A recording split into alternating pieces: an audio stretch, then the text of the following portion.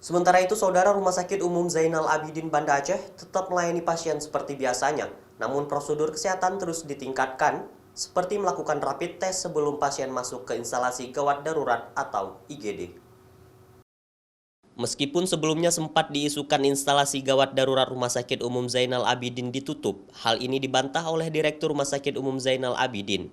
Pihak rumah sakit hanya melakukan sterilisasi dan peningkatan prosedur kesehatan. Pihak Rumah Sakit Umum Zainal Abidin tetap melayani pasien seperti hari-hari biasanya. Akan tetapi, pihak rumah sakit meminta agar pasien yang tidak begitu darurat untuk mendapatkan pertolongan atau perawatan agar sebaiknya beristirahat di rumah, sehingga dapat mencegah dan mengantisipasi penularan COVID-19.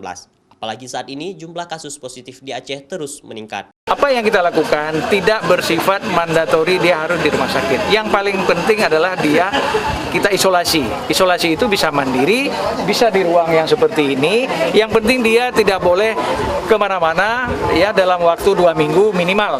Mungkin lebih bagus kalau 3 minggu. Saat ini bagi seluruh pasien yang berobat melalui instalasi gawat darurat harus menunggu pemeriksaan rapid test sebelum memasuki ruang IGD. Ini dilakukan untuk mencegah penularan baik dari pasien maupun ke tenaga medis yang bekerja.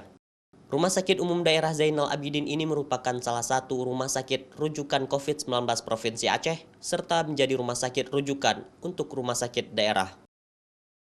Syahril, Kompas TV, Banda Aceh.